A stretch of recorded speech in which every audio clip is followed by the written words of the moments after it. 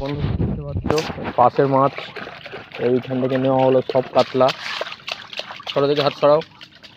সব বড় বড় সাইজের কাতলা, সব 1.5 কিলো 2 কিলো করে কাতলা একটা।